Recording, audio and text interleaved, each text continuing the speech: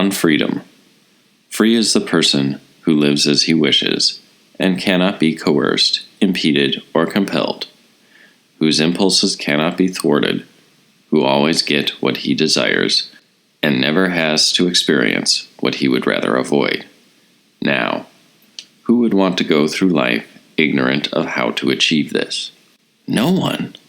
Who wants to live with delusion and prejudice, being unjust, undisciplined, mean, and ungrateful? Also no one. No bad person, then, lives the way he wants, and no bad man is free. Who wants to live life experiencing sadness, envy, and pity, being frustrated in their desires and liable to experience what they want to avoid? No one? So, can we find any bad person who is without sadness, fear, frustration, or misfortune? No? No more then can we find one who is free. Now, a two-term consul will tolerate such talk only on condition that you add, "But you know that already it hardly applies to you." If you tell him the truth and say, "You're just as much enslaved as someone sold into captivity 3 times over," don't expect anything but a punch in the nose. How am I a slave? He wants to know. My father is free, my mother is free, and there is no deed of sale for me. Add to which I'm a senator, I'm a personal friend of Caesar, I've been a consul, and I own many slaves personally. In the first place, Senator, sir, your father could have been slavish, in the same respect as you, along with your mother, your grandfather, and all your ancestors down the line. And even if they were as free can be, what does that have to do with you? Suppose that they were noble, and you are depraved, or that they were courageous, whereas you are a coward, or that they were disciplined, while you are dissolute. What's that got to do with being a slave? Doesn't it seem to you that acting against one's will under protest and compulsion is tantamount to being a slave? Maybe, but who has the power to compel me except Caesar, who rules over everyone? So you admit that you have at least one master. And don't let the fact that Caesar rules over everyone, as you say, console you. It only means that you're a slave in a very large household.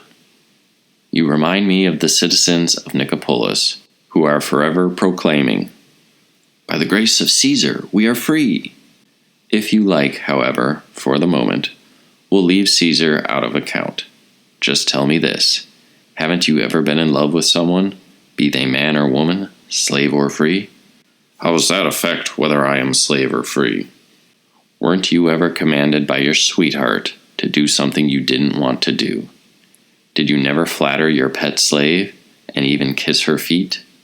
And yet, if someone were to force you to kiss Caesar's feet, you'd regard it as hubris and the height of tyranny. If your love-sick condition isn't slavery, then what is?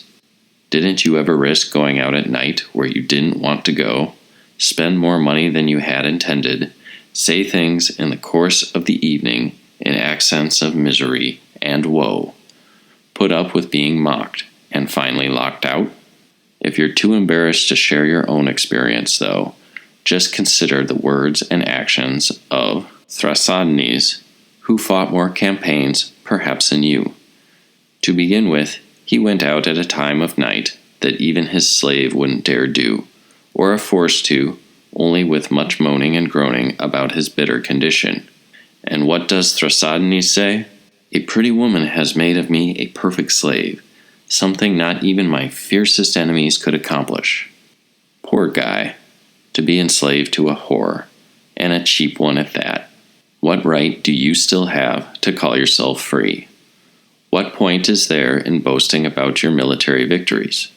Then the man calls for a sword to end it all, yells at the slave who refuses to give him one out of compassion, sends gifts to his girl, who still despises him, begs and implores her, and rejoices when he meets with the least success. But until he succeeds in suppressing his lust and anxiety, how is he really free? Consider how we apply the idea of freedom to animals. There are tame lions that people cage, raise, feed, and take with them wherever they go. Yet who will call such a lion free? The easier its life, the more slavish it is. No lion endowed with reason and discretion would choose to be one of these pet specimens.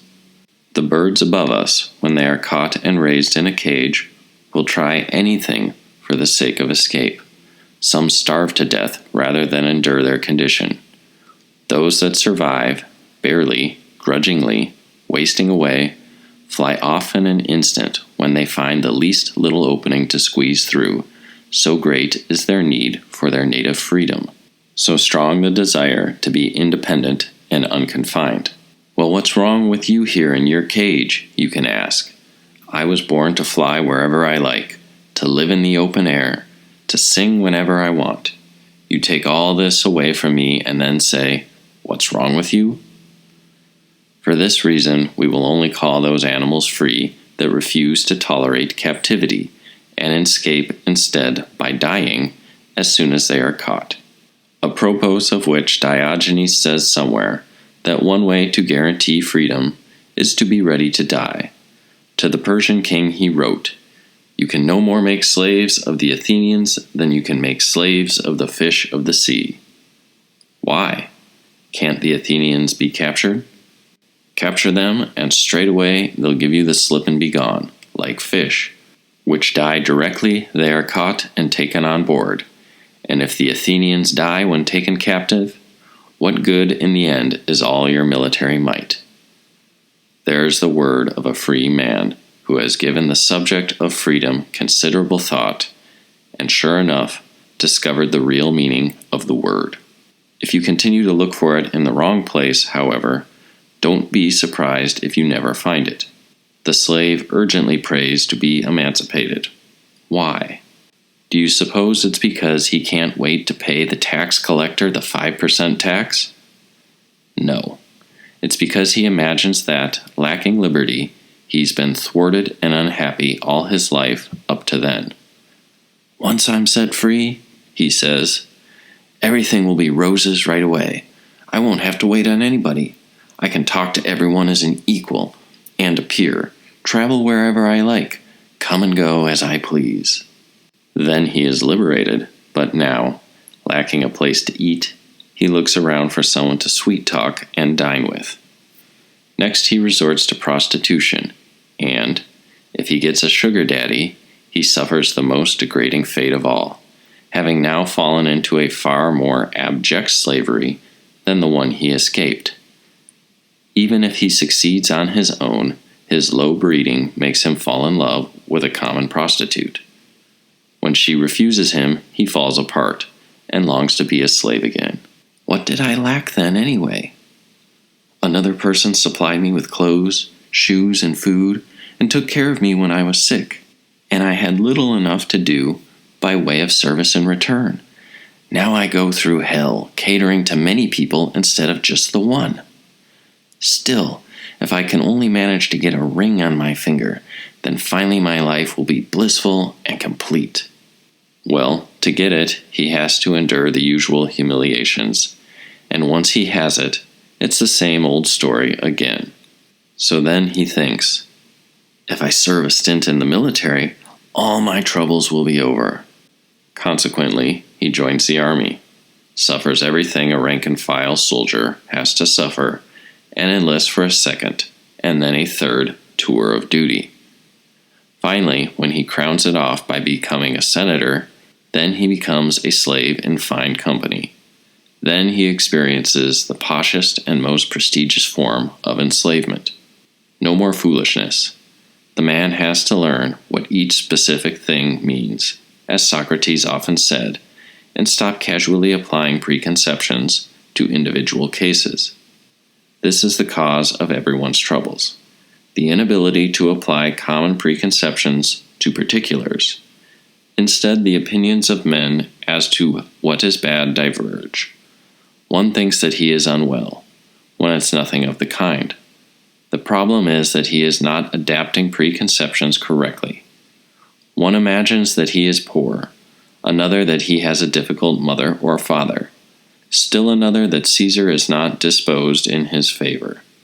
This is all caused by one and the same thing, namely, ignorance of how to apply one's preconceptions.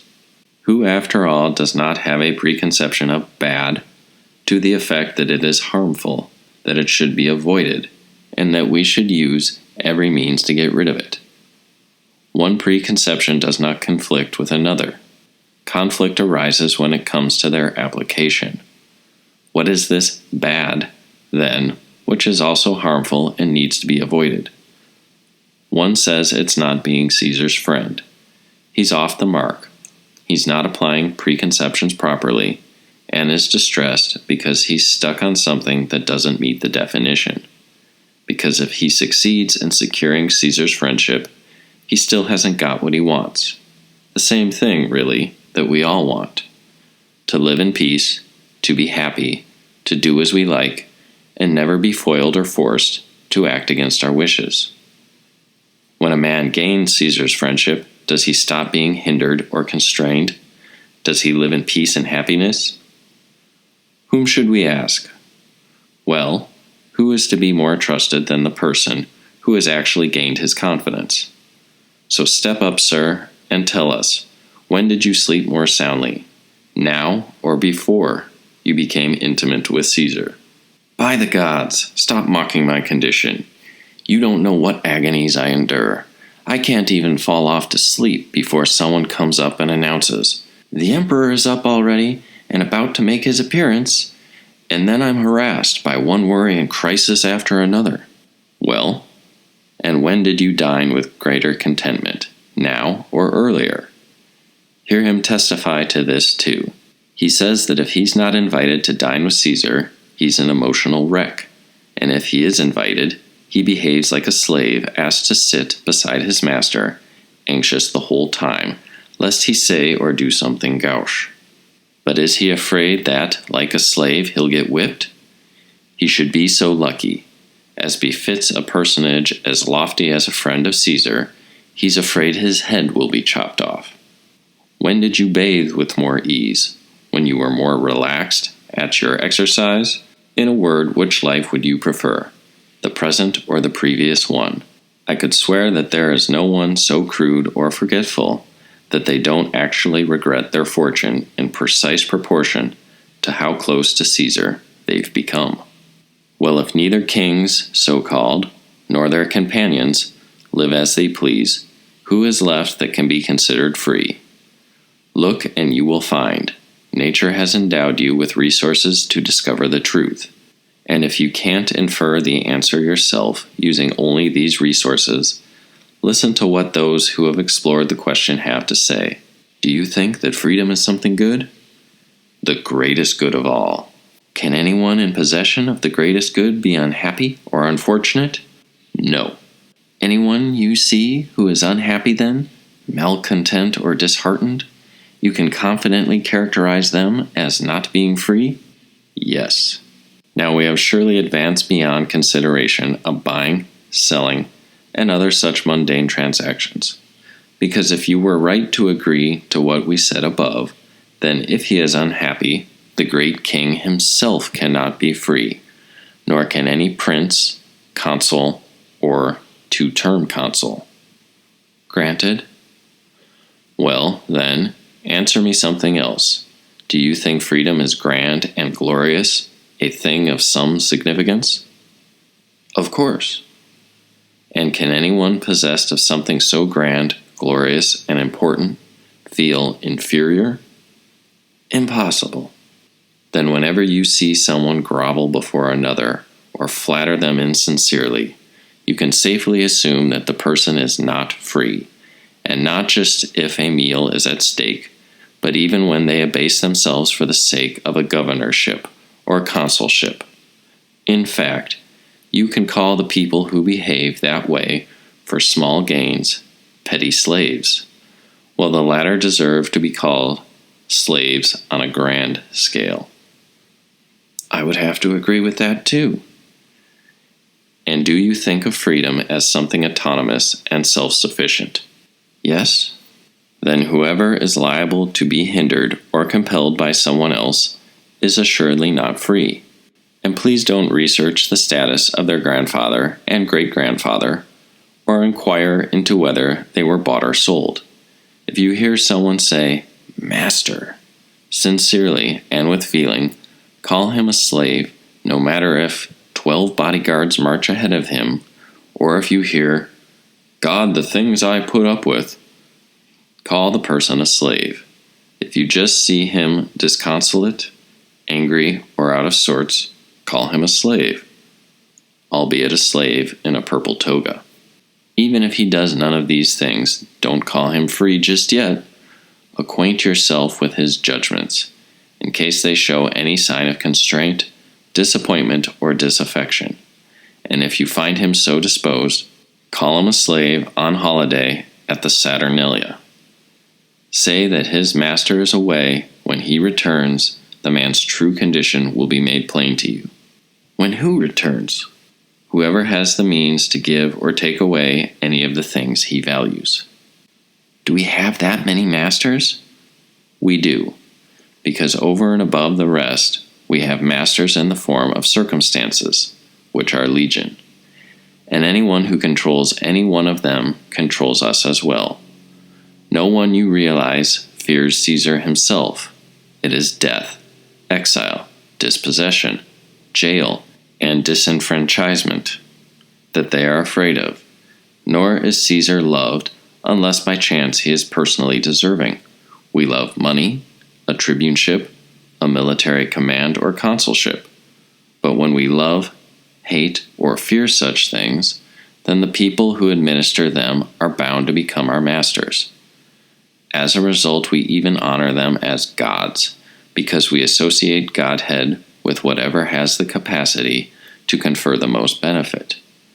Then we posit a false minor premise: this man has the power to confer the most benefit, and the conclusion that follows from these premises is necessarily false as well.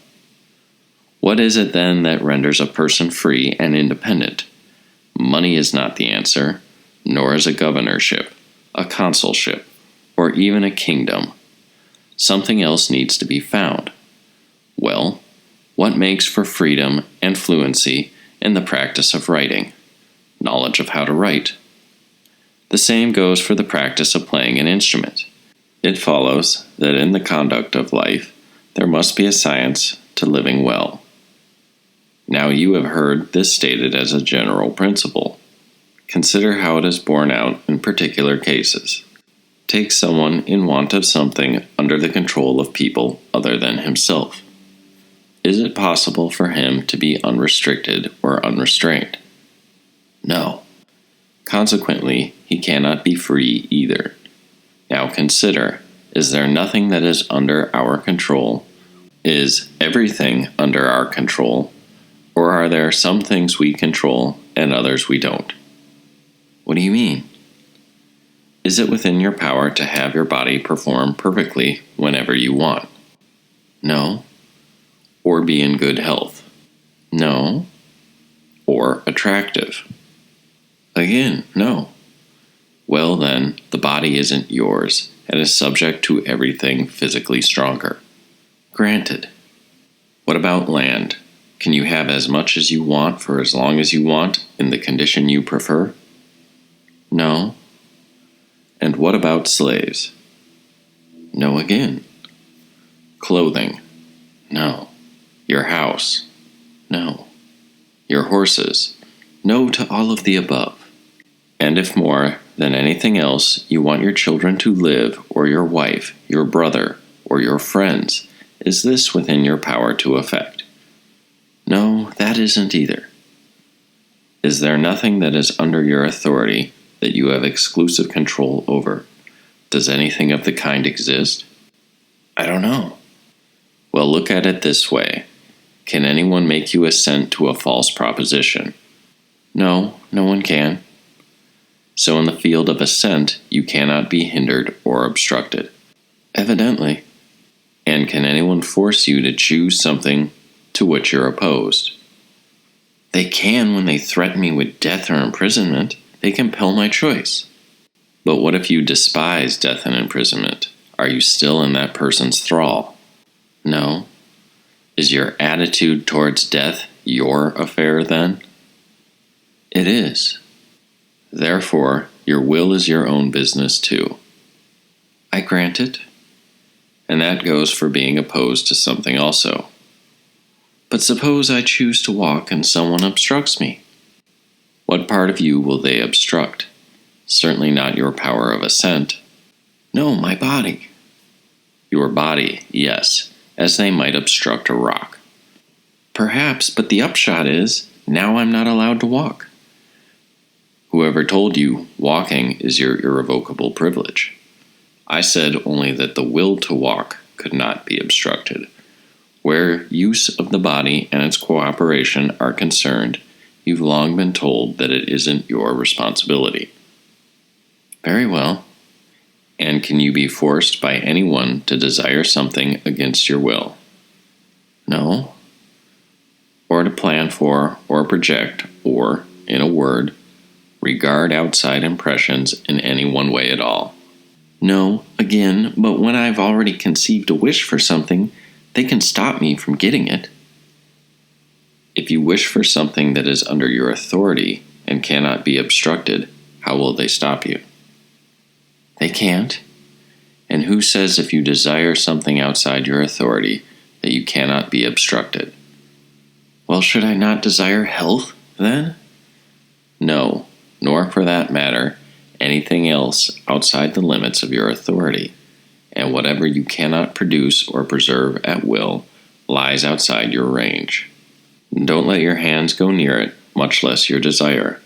Otherwise, you've consigned yourself to slavery and submitted your neck to the yoke, as you do whenever you prize something not yours to command, or grow attached to something, like health, that's contingent on God's will and variable, unstable, unpredictable, and unreliable by nature. So my arm isn't mine either? It's a part of you, but by nature it is dirt, subject to restraint and main force, a slave to anything physically stronger. And why single the arm out? For as long as its time lasts, the whole body should be treated like a loaded donkey. If a donkey is requisitioned and seized by a soldier, let it go. Don't resist or complain, or you'll be beaten, and lose the animal all the same. And if this is how you should treat the body, what treatment should be reserved for things that serve the body? If it's a donkey, then they are the donkey's bridle, pack saddle, shoes, barley, and feed. Let them go too. Give them up, with even more speed and good grace than you did the animal. When you're thus practiced and prepared to discriminate between what belongs to you and what doesn't, what is subject to hindrance and what is not, and are ready to regard the latter as important to you and the former as irrelevant, then is there anyone any more you need be frightened of? No? No, because what would you fear them for? Not the things that are your own, that constitute the essence of what is good and bad, because no one has power over them but you. You can no more be blocked or deprived of them than can God. Perhaps you fear for the body and material possessions, things that lie outside your scope of responsibility and have no meaning for you. But what else have you been doing from the start except distinguishing between what you own and what you don't, between what is in your power and what is not, between what is subject to hindrance and what isn't? Why else have you been frequenting philosophers, so that you could be as lost and unhappy as you were before? In that case, you will never be free of fear or anxiety or sorrow, which does you no credit either. Seeing as fear for future evils turns to sorrow when they turn up. Nor should you feel irrational desire anymore. You have a fixed and measured desire for the goods of the soul, since they are within your power and accessible. You disdain external goods, so that no opening exists for that irrational, intemperate, and impulsive form of desire. With such an attitude toward things, you can no longer be intimidated by anyone. What can one human being find strange or frightful in a fellow human's appearance, conversation, or companionship generally? Nothing any more than one horse, or dog, or bee is frightening to another of its kind. People find particular things, however, frightening, and it's when someone is able to threaten or entice us with those that the man himself becomes frightening. How is a fortress demolished? Not with weapons or fire, with judgments.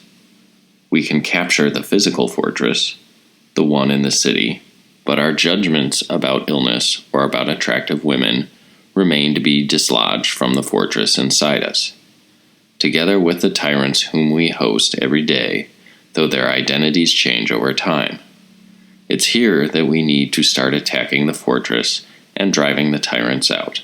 Surrender the body and its members, physical faculties, property, reputation, office, honors, children, siblings, repudiate them all. And if the tyrants are expelled from it, the fortress itself will not have to be destroyed, not at least as far as I'm concerned, for it does me no harm while it stands. The tyrant's bodyguards, too, can stay, for how can they affect me? Their sticks, their spears, and their knives are meant for other people. I personally was never kept from something I wanted, nor had forced upon me something I was opposed to. How did I manage it? I submitted my will to God. He wants me to be sick? Well, then so do I. He wants me to choose something, then I choose it. He wants me to desire something, I desire it. He wants me to get something, I want the same. Or, he doesn't want me to get it, and I concur. Thus I even assent to death and torture. Now no one can make me or keep me from acting in line with my inclination, any more than they can similarly manipulate God. This is the way circumspect travelers act. Word reaches them that the road is beset with highwaymen. A solitary traveler doesn't like the odds. He waits in order to attach himself to an ambassador, questor, or provincial governor, and only travels securely once he's part of their entourage, which is how a prudent person proceeds along life's road. He thinks, there are countless thieves and bandits, many storms, and many chances to get lost or relieved of one's belongings. How are we to evade them and come through without being attacked? What party should we join? With whom should we enlist to ensure safe passage? With this man, perhaps, the person who is rich and influential? No, not much to be gained there. He's liable to lose his position, break down, and prove of no use to me at all. And suppose my travel companion himself betrays and robs me? Well then, I'll become a friend of Caesar. No one will try to take advantage of me as long as I am Caesar's friend.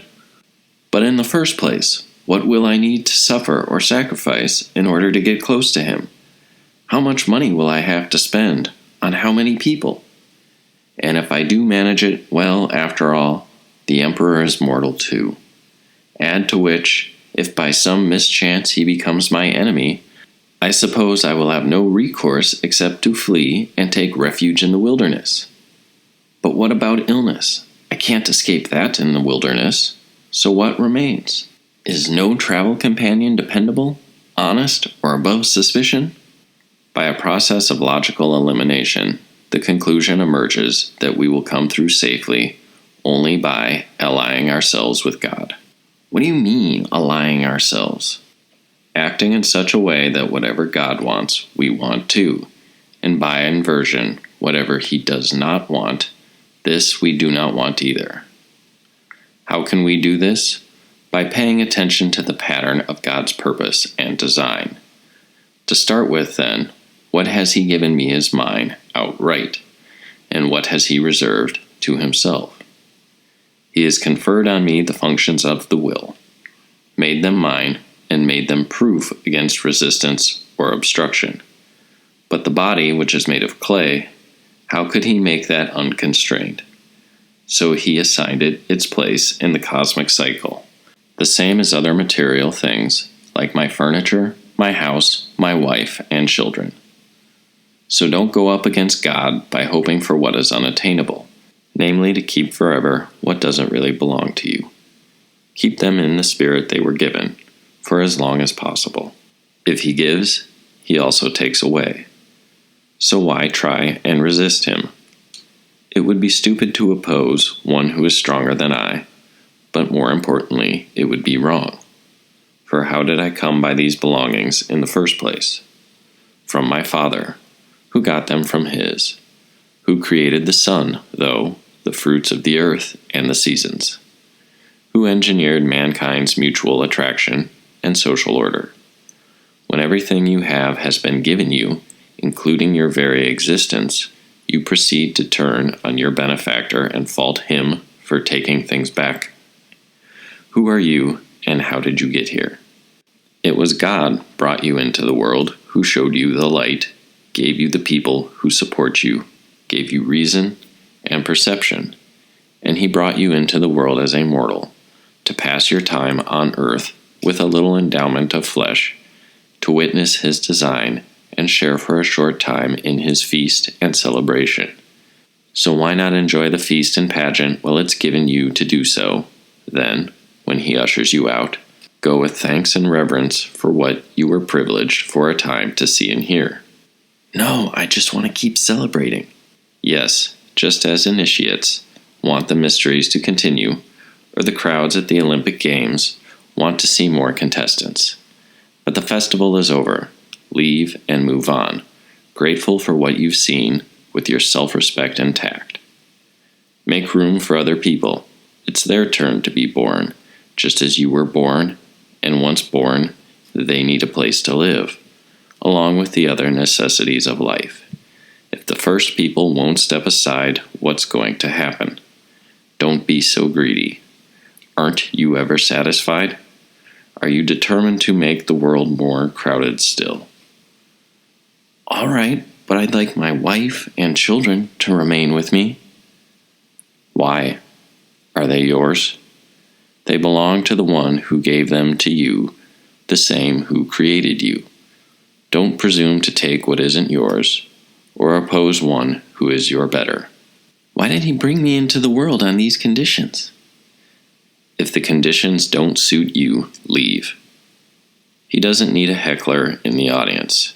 He wants people keen to participate in the dance, and rebels, people that is, who would sooner applaud and favor the festival with their praise and acclamation. As for those who are grumpy and dour, he won't be sad to see them excluded.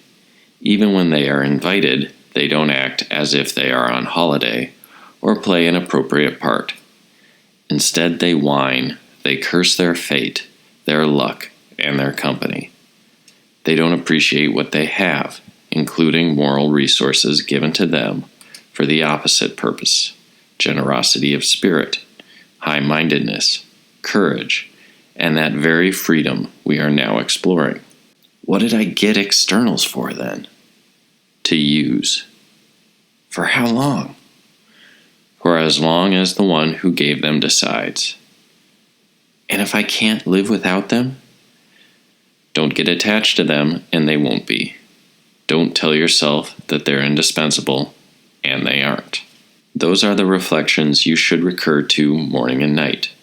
Start with things that are least valuable and most liable to be lost, things such as a jug or a glass, and proceed to apply the same ideas to clothes, pets, livestock, property, then to yourself, your body, the body's parts, your children, your siblings, and your wife. Look on every side and mentally discard them. Purify your thoughts in case of an attachment or devotion to something that doesn't belong to you and will hurt to have wrenched away. And as you exercise daily, as you do at the gym, do not say that you are philosophizing, admittedly a pretentious claim, but that you are a slave presenting your emancipator, because this is genuine freedom that you cultivate. This is the kind of freedom Diogenes got from Antisthenes, saying he could never again be enslaved by anyone. which explains his behavior toward the pirates when they took him captive. Did he call any of them master? No. And I don't mean the word. It's not the word I'm concerned with, but the attitude behind it.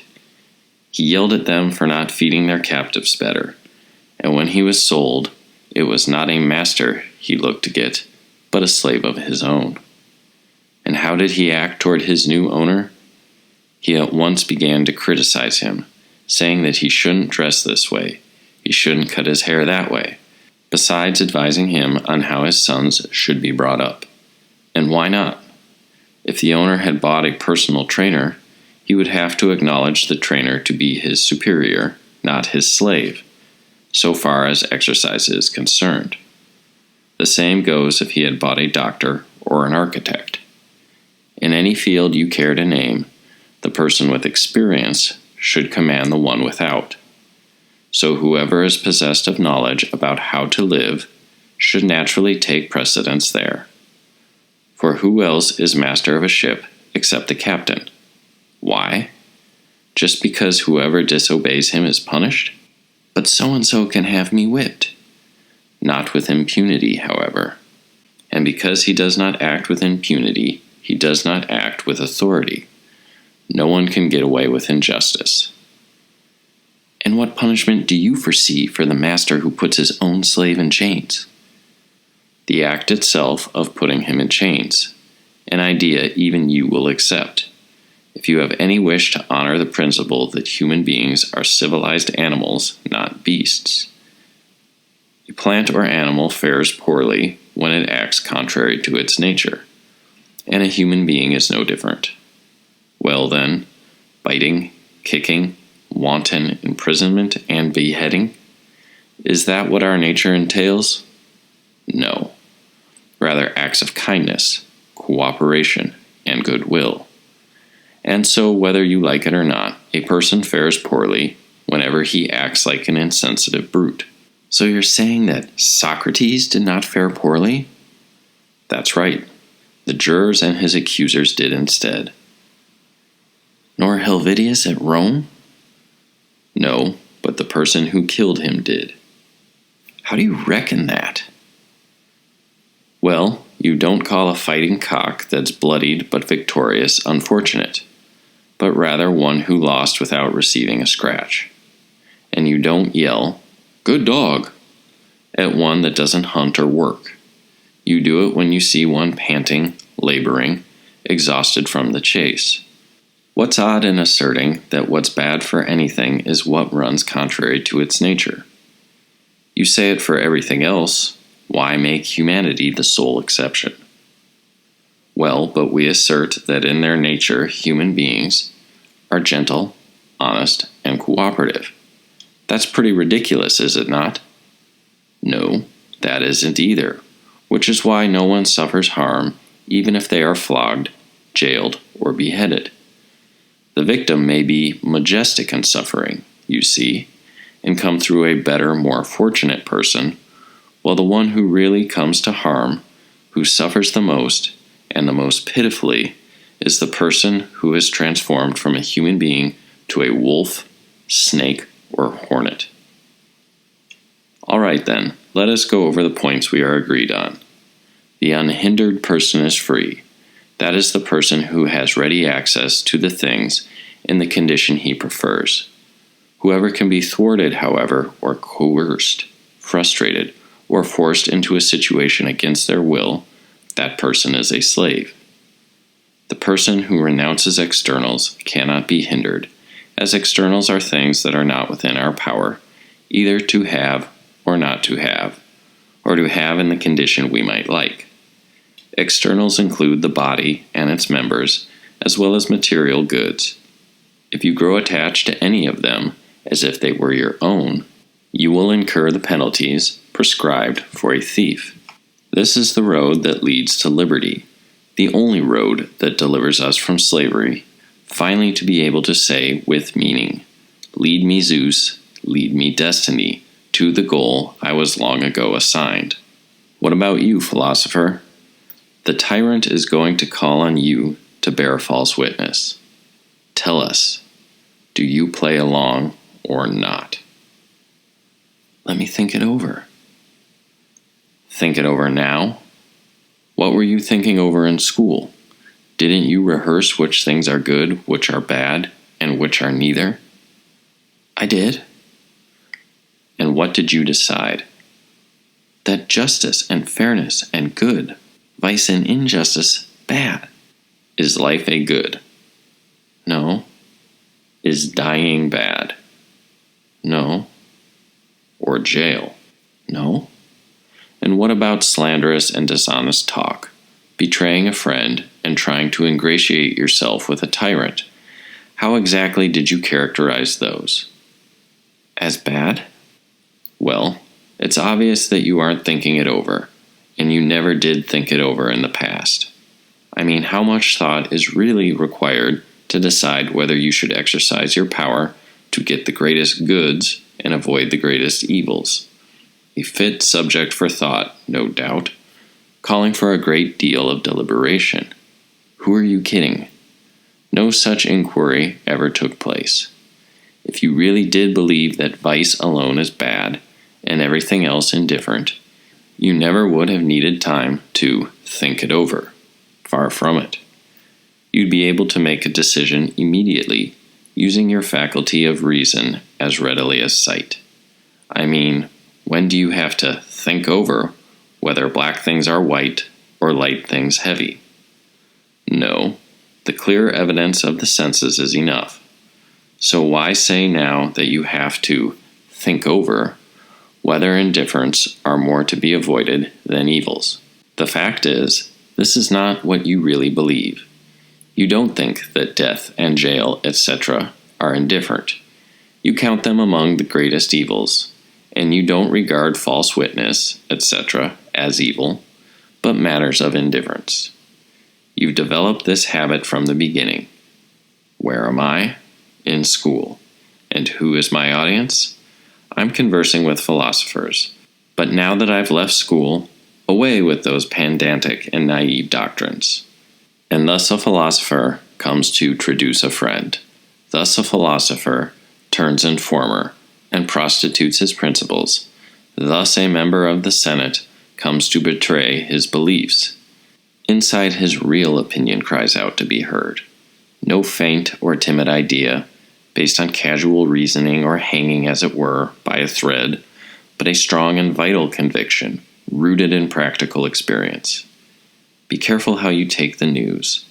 I won't say that your child died because you couldn't possibly tolerate that, but that your cruet of oil fell over, or that someone drank up all your wine.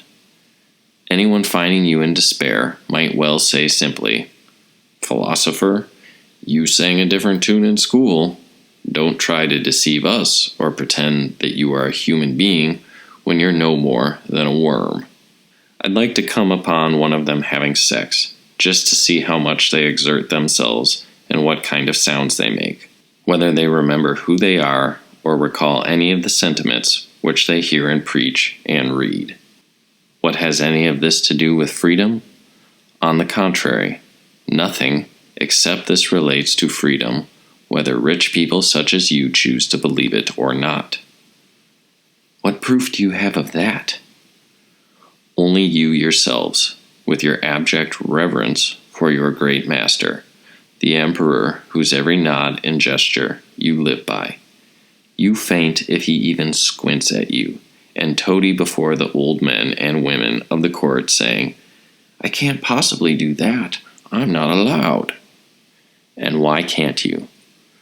Weren't you just arguing with me that you were free? But a prula won't let me. Tell the truth, slave. Don't run away from your masters or refuse to acknowledge them. Don't dare invoke an emancipator when proofs of your servitude are so manifest. I mean someone constrained by love to act against their better judgment, who sees the right thing to do, but is powerless to act on it, might be considered the more deserving of compassion, inasmuch as they are in the grip of a violent, and in some ways a supernatural force. But what sympathy can you expect with your passion for old men and women, as you wipe their nose and wash their face, ply them with presents and nurse them when they're sick, as if you are their slave, all the while praying for their death and pestering their doctors to find out if they are terminal yet or not. Or when you kiss the hands of other people's slaves, making yourself the slave of slaves, all for the sake of these great and glorious honors and offices. What can you expect then? So don't parade before me in your pride because you are a consul or a praetor. I know how you came by these offices and who presented them to you.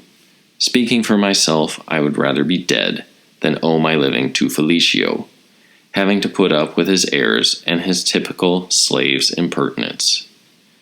I know what a slave is like who has acquired influence and self-importance. Are you free then? By God, I wish I were, and I pray to be, but I still can't face my masters. I continue to value my poor body. I attach great importance to keeping healthy, though it isn't healthy at all. But I can also show you a free man to satisfy your desire for an exemplar. Diogenes. He was free. Why? Not because his parents were free, they weren't, but because he himself was. He had eliminated any means to capture him. There was no opening to attack or seize him in order to make him a slave. Everything he owned was disposable and only temporarily attached. If you had seized any of his possessions, he would have surrendered it to you sooner than be pulled along behind it. If you had grabbed him by the leg, he would have given up the leg. If you had seized his entire body, the entire body would have been sacrificed. The same with family, friends, and country. He knew where they had come from who, and on what terms. His true parents, the gods, these he never would have dared sacrifice, nor his real country, the world at large. He yielded to no one in his zeal to serve and obey the gods, and there is no one who would have sooner died for his country.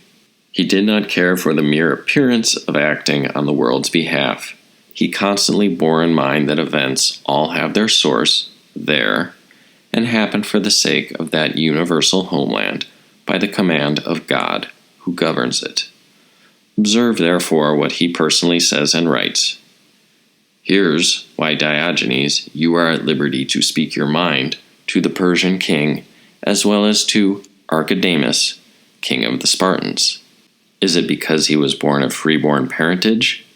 Sure, and I suppose the reason all the citizens of Athens, Sparta, and Corinth could not address them as they pleased, but feared and flattered them instead, was that their parents were all slaves. So why did he enjoy this license? Because I don't consider the body to be my own, because I lack for nothing, and because the law is the only thing I esteem, nothing else. That's what enabled him to be free. And just so you don't think I choose as my exemplar of freedom someone unencumbered by wife, children, friends, relatives, and the demands of citizenship, factors that could make one bend and compromise, take for consideration Socrates, who had both wife and children, but as if they were on loan. He had a country, to the degree and in the manner called for.